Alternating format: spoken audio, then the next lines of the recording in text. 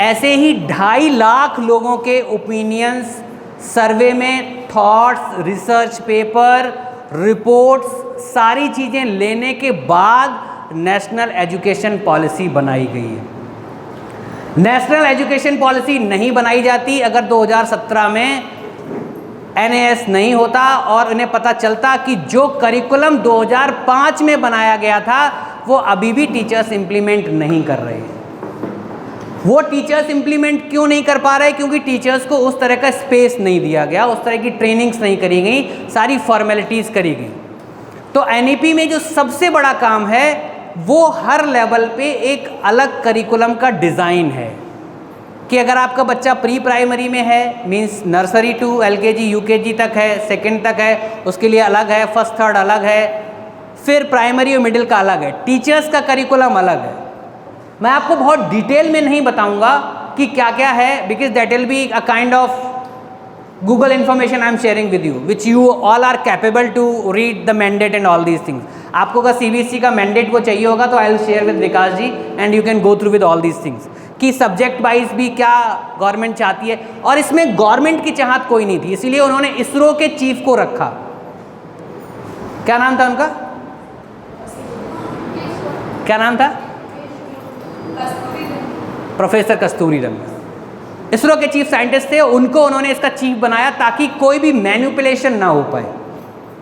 किसके साथ? पॉलिसी के साथ। पॉलिसी बना ली गई, इनको पता है कि देश में आबादी बहुत ज़्यादा है और कैसे इम्प्लीमेंटेशन होगा। तो जो नेक्स्ट काम होगा वो टीचर्स के डेवलपमेंट पे काम होना शुरू होगा। अभी कैसा है कि जैसे बताया कि क्रिएटिविटी आना चाहिए, आपके ही पॉइंट से लेता हूँ और मैं सारे पॉइंट्स अभी आपको दिखाऊंगा तो NEP में वो मेंशन है। शिक्षा में क्रिएटिविटी आने के लिए ज़रूरी है कि शिक्षा को डिसिप्लिन के पैटर्न से बाहर किया जाए। व्यक्ति क्रिएटिव तब हो पाता जब वो फ्री हो, जब उस पर एग्ज़ाम के बदले याद करने की बाध्यता ना हो, जब उसको कंटेंट को रटने की कोई बहुत ज़्यादा प्रेशराइज ना किया जा रहा हो, तब क्रिएटिव हो पाता है। श्रवण ने किताब लिखी, मैंने नहीं लिख पाया क्योंकि मैं जॉब में हूँ, मेरे पास जॉब का प्रेशर है। वो फ्री है, he can be into the creative phase. वो रोज नए प्रोग्राम्स डिज़ाइन करता है चीज़ों के लिए, वो सोच पाता है क्योंकि वो फ्री है। अगर वो भी औरों की तरह MBA करने के बाद किसी जॉब में उसमें चला गया होता तो वो इतना क्रिएटिव नहीं हो पाता। हो सकता है कि कहीं मैनेजर या सीनियर मैनेजर बना बैठा होता, अच्छा पैकेज होता, सारी चीज़ें, बट जो समाज को देने की आग यहाँ पे थी वो तभी दे पा रहा जब वो क्रिएटिव फेस में आ पाया, क्योंकि वो कुछ यहाँ उसने कुछ देखा था कि ये समाज में नहीं है, उसको वो देना चाहता है। और उसे पता है कि वो जॉब के साथ, जॉब के बिना मनुष्य का जीवन कैसे गुजरता है उससे पूछो जिसके पास जॉब नहीं है। लेकिन इतने पेन के बाद भी he took the decision and he thought to work for the youth empowerment. क्यों? क्योंकि क्रिएटिव फेस में आने के लिए कुछ बाध्यताएं हटानी पड़ती हैं। NEP में आपकी सारी चीज़ों का ध्यान रखा गया और मुझे लगता है जितने भी पॉइंट्स हैं, क्रिएटिविटी की बात करी है, लाइफ स्किल्स की बात करी है, प्रैक्टिकल मदर टंग की बात करी है, टू वे लर्निंग की बात करी है, career counselling, individual skill development की बात हुई है, इंडस्ट्रियल हुई है, फ्लेक्सिबिलिटी इन सब्जेक्ट्स है, स्कूल वर्किंग डेज लेस है, इस पर कोई अभी आया नहीं है। संस्कृत शुड बी कंपलसरी, इस पर भी बात चल रही है। कंपलसरी नहीं होगा but it will B option for the kids so that they can. हमने शुरू में बात करी थी कि मैकॉले ने सोचा कि इनकी चीज़ों को डिमोरलाइज कर दो और अपनी चीज़ों को बढ़ा दो।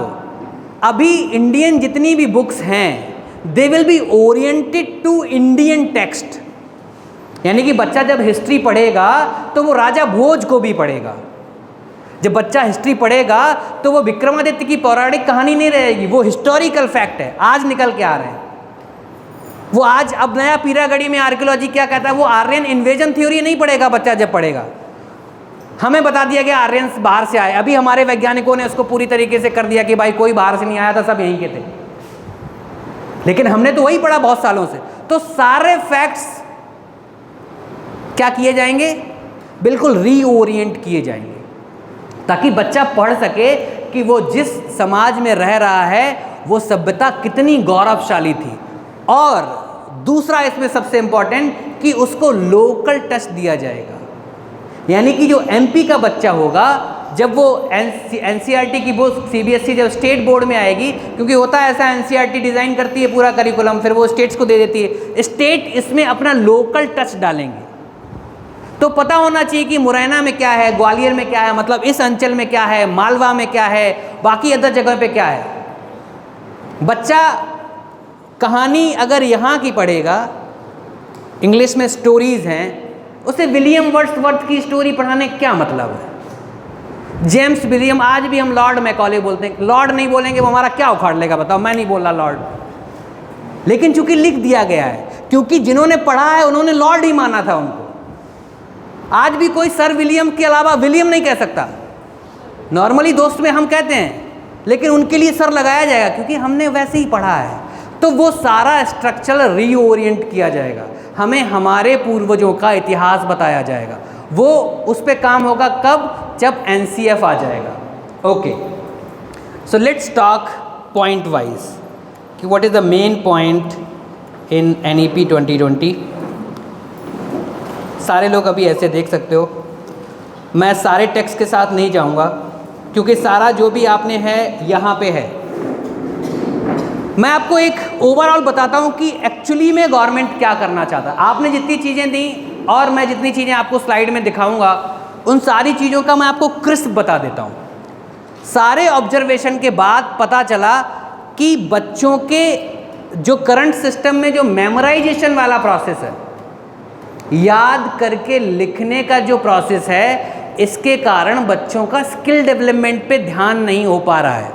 टीचर्स ध्यान नहीं दे पा रहे हैं because teachers are forced to complete the syllabus, because syllabus को एग्जाम में आना है और एग्जाम ही एक केवल असेसमेंट का प्रोसेस है। अभी वो डिसॉल्व कर दिया जाएगा पूरी तरीके से। 3 एग्जाम्स बचेंगे। प्री प्राइमरी में कोई एग्जाम्स नहीं होगा, 3rd क्लास में पहला एग्जाम होगा, फिर 5th में होगा, फिर 8th में होगा, और बोर्ड के एग्जाम्स एज इट इज़ रहेंगे। सबमिटिव एग्जाम्स खत्म हो जाएंगे, फॉर्मेटिव एग्जाम्स बने रहेंगे। यानी कि टीचर जो हम मंथली टेस्ट लेते हैं, 2 महीने में 3 महीने में टेस्ट लेते हैं, और उसका कोई ऐसा स्टैंडर्डाइज नहीं होगा कि बच्चा पास हो रहा है क्या हो रहा है। और असेसमेंट जो है वो बच्चे के लिए होगा। एग्जाम्पल देता हूँ, सपोज दैट मैं मैथ्स में, जनरली मैथ्स में मार्क्स कम होते हैं तो क्या कहा जाता है कि बच्चा मैथ्स में वीक है, ऐसा ही होता है। लेकिन ऐसा हो सकता है कि वो मैथ्स के उन पॉइंट्स में कमज़ोर था, कमज़ोर कहना भी गलत है, वो उसका एरिया ऑफ इम्प्रूवमेंट है। जैसे मैथ्स में मुझे कॉम्प्लेक्स नंबर नहीं आते या कोई और चीज़ नहीं आती, और दूसरी चीज़ें आती हैं, जो मुझे आती थी वो एग्ज़ाम में नहीं आया, जो मुझे नहीं आती थी वो एग्ज़ाम में आ गया, लेकिन मैं माना क्या जाऊँगा, मैथ में कमज़ोर। तो असेसमेंट का जो प्रोसेस होगा वो ऐसे होगा कि असेसमेंट ऐसे आएगा कि दीज आर द एरिया जहाँ पे आपको काम करने की ज़रूरत है। कमज़ोर या अच्छे वाली कहानी नहीं रह जाएगी। अच्छा रहेगा अगर बच्चे को ये बता दिया जाए कि भाई तुम्हारा ट्रिग्नोमेट्री ठीक नहीं है, बाकी चीज़ों में तुम अच्छे हो, मार्क्स देने की कोई वो नहीं, तो कम से कम वो ट्रिग्नोमेट्री पे काम तो करेगा। अभी तो ओवरऑल बता दिया तुम्हारे 35 नंबर आए हैं, पापा कह रहे 35 नंबर आए, 40 मेरे आए, तुम्हारे 35 ही आए।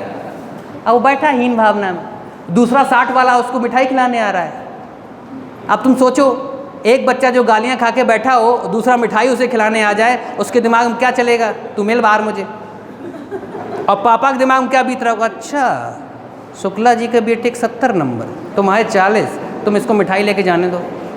तो मैं जो हमने बादाम खिलाए हैं, अखरोट गिरी खिलाई, हम पैदल जाते थे, तुम्हारे लिए मोटरसाइकिल दिलवाई हमने, कोचिंग के लिए कोटा भेजा और नंबर तुम्हारे इतने आए। ये बच्चा जो कुंठित है, जो सप्रेस्ड है, वो अपनी कुंठा कहीं निकालेगा। सुसाइड करने वाले बच्चों में मेजरली फैक्ट है कि बच्चे या तो उनके एग्जाम्स में मार्क्स कम आए या कुछ आए, उस प्रेशर को हैंडल नहीं कर पाते। प्रेशर रुकता नहीं है वहीं पे, वही कुंठित बच्चा। अब बाप के बड़े सपने थे कि बच्चे के मार्क्स बहुत अच्छे आएंगे, बच्चे के आए नहीं। अब वो बाप ऐंठा घूम रहा है, बात ही नहीं कर रहा है, हम बात ही नहीं करेंगे तुमसे, माँ बेचारी खाना बना के दे रही है। अब वो बात नहीं कर रहा है, उसके दिमाग पे प्रेशर है कि इसका एडमिशन करवा दो, पैसे तो मेरा इसका कोई संबंध नहीं है। मैं आपको रियल लाइफ एग्जांपल बता रहा हूँ। मेरा एक स्टूडेंट था when I was in Gwalior in prestige college, I have taught there 1.5 year. तो वो बच्चा मेरे पास आता था काउंसलिंग के लिए। When I was talking to him, तो उसने मुझे बताया कि सर मैं पिछले 3 साल से अपने पापा मुझसे बात नहीं कर रहे हैं। I am giving you the example, जो ये सारी चीज़ें चल रही हैं।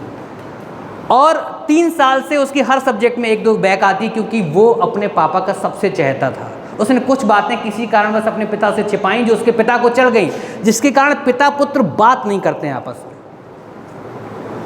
आप सोचो, जिस पिता की पीठ पे खेल के वो बच्चा बड़ा हुआ और किसी कुछ कारणों की वजह से वो पिता अपने पुत्र से बात नहीं कर रहा है, और पुत्र भी इतनी हिम्मत नहीं जुटा पा रहा है जो उसकी गोद में लेट के और उसके पैर छू के माफ़ी मांग ले कि मुझसे गलती हो गई, दोबारा नहीं करूँगा। बैक पे बैक आ जा रही है, पढ़ाई में मन नहीं लग रहा। मन कहाँ से लगेगा जब 3 साल से द्वंद्व चल रहा है, जब उसे पता हो कि जो पिता मुझसे इससे प्रेम करता था मुझसे नफरत करने लगा है। मैंने उससे बात करी, मेरी 3-4 सेटिंग थी। मैंने कहा देखो, अगर तुम चाहते हो कि इन सारी चीज़ों से निकलो, आज ही जाओ अपने पापा के पैर छुओ, माफ़ी मांगो, और उनके पैर तब तक नहीं छोड़ना जब तक वो तुम्हें माफ़ ना कर दें, और तुम देखो अगले महीने से अपनी प्रोग्रेस। कहने में जितना आसान है, हमारा ईगो करने में उतना ही मुश्किल बना देता है। दुनिया में अगर सबसे ज़्यादा नुकसान मनुष्य जाति का किसी ने किया तो वो उसके ईगो ने किया है। वहाँ भी अभी पिता पुत्र के बीच भी ईगो आ गया है, और माँ में इतनी काबिलियत नहीं कि वो उसे शॉर्ट आउट कर पाए। हर माँ में नहीं होती है। उसका बेचारी ज़िंदगी बाप को सेटल करने में, बेटे को पालने में और किचन के काम में चली गई है। उसने नहीं कर पाया। मैंने कहा मेरे पास आने की ज़रूरत नहीं। अगर तुम्हें इतना नहीं कर सकते हो कि अपने पिताजी से माफ़ी नहीं मांग सकते हो, और तुमने जो भी गलतियाँ करी सब उनको बता नहीं सकते हो, then I can not help you. वो ये वियोग भी नहीं सह सकता था। उसे लगा था कि पहली बार उसे कोई ऐसा मिला है जो उसकी बात सुन रहा है, समझ रहा है, तो वो ये भी नहीं चाहता था कि सर से दूर हो जाए। यू वॉन्ट बिलीव, वो गया 8 बजे उसने अपने पापा के पैर छुए, और 8 बजे से लेकर 11 बजे तक बाप बेटे दोनों रो रहे थे। दोनों रो रहे थे। ऐसा नहीं कि बेटे के अंदर दर्द होता है बाप के अंदर नहीं होता। बाप थोड़े से टफ नारियल बन जाते हैं, वो बता नहीं पाते हैं। 11:30 बजे बाप बेटे मेरे दरवाजे पे थे।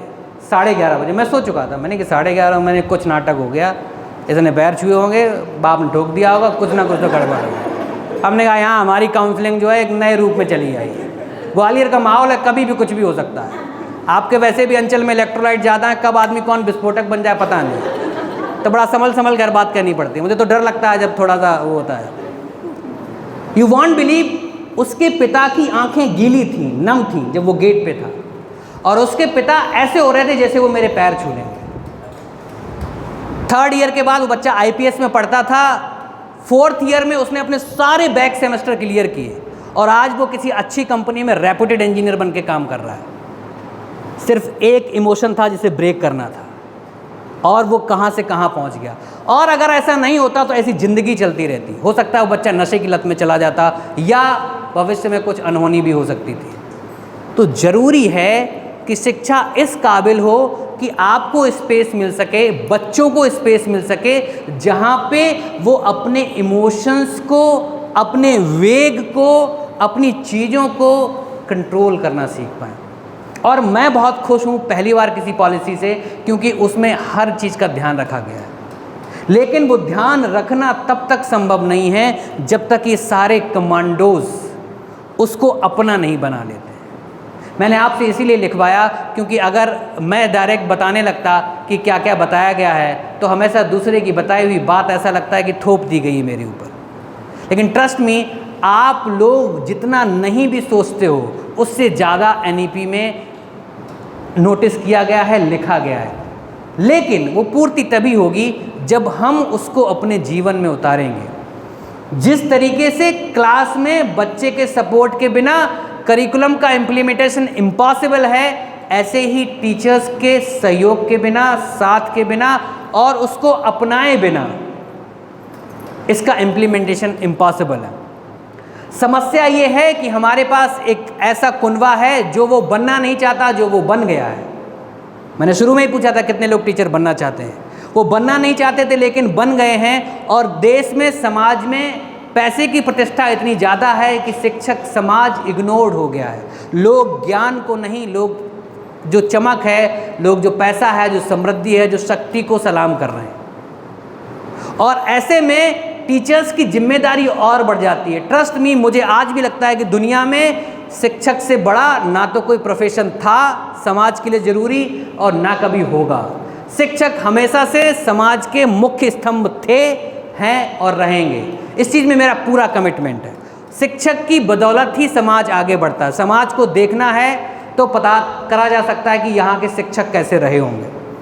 तो पूरी कोशिश है एनईपी की, गवर्नमेंट की और स्पेशली हमारे जैसे बहुत सारे युवाओं की कि आपके साथ बात करें। जैसे जामवंत ने हनुमान जी को उनका बल याद दिलाया था, मैं भी जा के लोगों से कहता रहता हूँ, आपके हाथ में उनकी किस्मत है। Trust me, it's not about me, it's not about school, it's not about NEP, government and what, it's about जो बच्चा आपकी क्लास में लास्ट में बैठा है और जो आपसे ये नहीं कह पाता मैम मुझे समझ में नहीं आया। It's about him. ये बिल्कुल ऐसा नहीं है कि ऐश चांद कुछ एक्स्ट्रा करना चाह रहा है, गवर्नमेंट कुछ एक्स्ट्रा करना चाह रहा है या मैं कुछ स्पेशल चाहता हूँ। मैं सिर्फ यही चाहता हूँ बच्चा जो कोने में बैठा है, जो अपनी बात नहीं कह पाता है, जो अपनी चीज़ें नहीं कर पाता है, उसका भविष्य मजबूत हो, उसका भविष्य सुदृढ़ हो, उसका भविष्य उसको आगे लेके बढ़ सके। नहीं तो ट्रस्ट मी, ये 4-5 घंटे का प्रोफेशन नहीं है। आप इस देश के समाज के विश्वकर्मा हैं। आपके हाथ में बहुत बड़ी जिम्मेदारी है।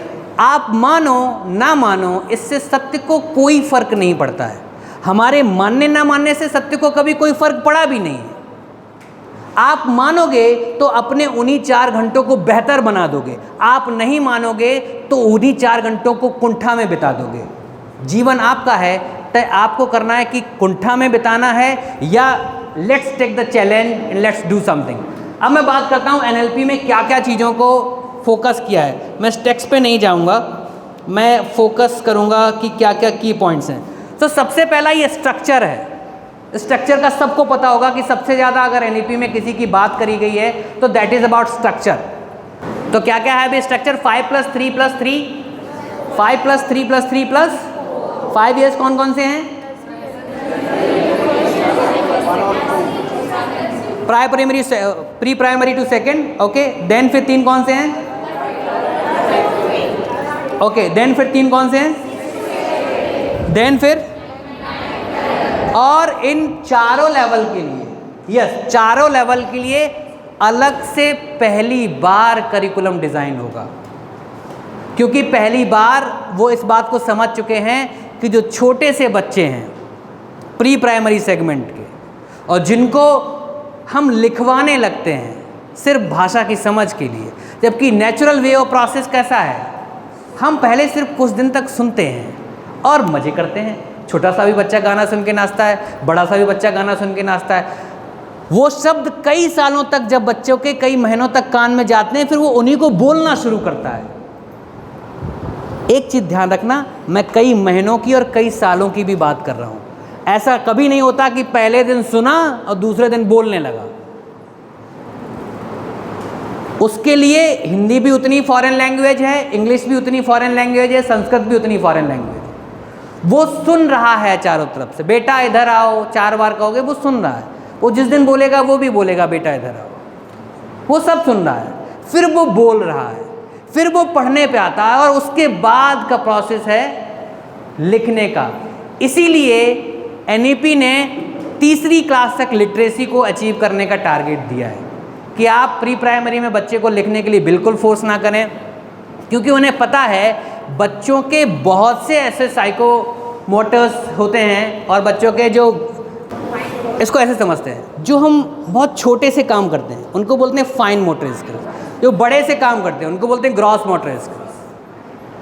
तो बच्चे लिखने पढ़ने के लिए तैयार हो जाएं, इसलिए प्रिपरेटरी क्लासेस है। किसके लिए तैयार हो जाएं?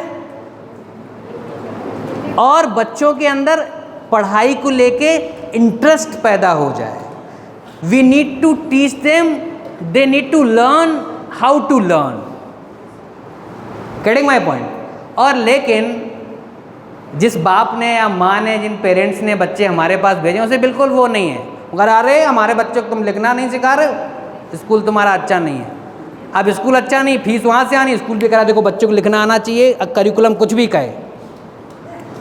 जैसे कि कौन मुझसे कह रहा था कि स्कूल ऐसा, स्कूल का कारण है, आप सोचो कैसा चल रहा है। एक पेरेंट जिसको शिक्षा की बहुत ज़्यादा समझ नहीं है, उसको नहीं पता दुनिया में क्या चल रहा है, उसको नहीं पता कि साइकोलॉजी ऑफ एजुकेशन क्या है, उसको नहीं पता बच्चे की मेंटल क्या है, वो इंस्ट्रक्शंस दे रहा है स्कूल को, भले उसकी पान की दुकान हो, लेकिन वो कहेगा मेरे बच्चों को लिखाओ। अब उस पान की दुकान वाले का या बिजनेस वाले का या पुलिस ऑफिसर का इंस्ट्रक्शंस आता है टीचर को फॉलो करने के लिए। आप विडंबना देखिए, जब schools are responsible for teaching, they know what to teach, how to teach, NCERT has decided, then why we are following them? क्योंकि पैसा तो वहीं से आना है, फीस आएगा नहीं, सैलरी जाएगा नहीं, राइट? लेकिन अभी ऐसा चलेगा नहीं। गवर्नमेंट बहुत स्ट्रिक्ट होने वाली है आने वाले कुछ समय में। अभी जैसे ही इनका NCF आ जाएगा, वैसे सारे पब्लिशिंग हाउस का सबसे बड़ा काम होगा कि जो बुक्स हैं उनका कंटेंट रिड्यूस कर दिया जाएगा, बुक्स का कंटेंट रिड्यूस कर दिया जाएगा और मैक्सिमम सब्जेक्ट को स्पोर्ट ओरिएंटेड कर दिया जाएगा कि आप स्पोर्ट सिखा रहे हो तो बच्चे को वहाँ पे मैथ्स भी सिखाओ, उसको कनेक्ट हो कि फोर्स कितना है। अगर लगता है कि किसी स्पोर्ट्स में फिजिक्स का कोई रोल है तो बच्चे को वो कनेक्ट करवाओ, अगर आपको लगता है मैथ्स का कोई रोल है तो वो कनेक्ट करवाओ, आपको लगता है कि SST का कोई रोल है, EVS का कोई रोल है तो वो कनेक्ट करवाओ। तो इस तरीके की व्यवस्था, और इस तरीके की व्यवस्था के लिए सबसे पहले ज़रूरी था कि कंटेंट कम किया जाए। कंटेंट कम की एडवोकेसी आपने भी की थी, तो आपकी बात सुनी है उन्होंने, हो सकता है आपने भेजा हो यहाँ से, मेरे को आइडिया नहीं। उसके बाद मिडिल स्टेज में experiential learning in science, maths, art, social science. इन सारी चीज़ों के अलावा जो सबसे ज़रूरी बात है, बच्चे का हॉलिस्टिक डेवलपमेंट होना चाहिए। अच्छा, हॉलिस्टिक वर्ड बहुत सारे लोगों ने सुना होगा, आपने नहीं? हॉलिस्टिक क्या होता है, कोई आइडिया है सर? इतना भी मैक्सिमम बताऊंगा, दैट इज ऑलरेडी देयर। मैं आपको एक क्रिस्प समझा देता हूं कि NAP करने क्या वाला है। कंटेंट रिड्यूस कर दिया जाएगा हर सब्जेक्ट का, एज अप्रोप्रिएट उसमें हो जाएगा। दूसरा, मातृभाषा का पूरी तरीके से इनकलकेशन हो जाएगा। अभी वो किस क्लास से करेंगे उसकी बहुत ज़्यादा क्लैरिटी नहीं दी है, बट इनिशियली फर्स्ट 5 ईयर्स बताए थे ना, 3+ जो 3+2+3 का है, वो 3+2 का, वो पहले 5 साल मदर टंग में ही होंगे, ये बात पक्की है। आगे क्या होगा उसके इंस्ट्रक्शंस आएंगे तब अपने को पता चल जाएगा। तीसरा, लाइफ स्किल बेस्ड एजुकेशन हो जाएगी पूरी। लाइफ स्किल्स में 3 चीज़ें, कौन कौन सी? 21st सेंचुरी स्किल्स बोला उन्होंने इसको। उसमें एक है लाइफ स्किल, तो students will learn how to adapt the situation, adjust with the situation, how to flexible with the things. तो ये सारी चीज़ें लाइफ स्किल्स की उसमें इनकलकेट किया गया है। 21st सेंचुरी में 4C का बहुत इंपॉर्टेंस है इन सारी चीज़ों में। 4C, पहली चीज़ क्रिटिकल थिंकिंग, दूसरी चीज़ कम्युनिकेशन, तीसरी चीज़ क्रिएटिविटी एंड कोलैबोरेशन। 4 चीज़ें बेसिक बताई गई है।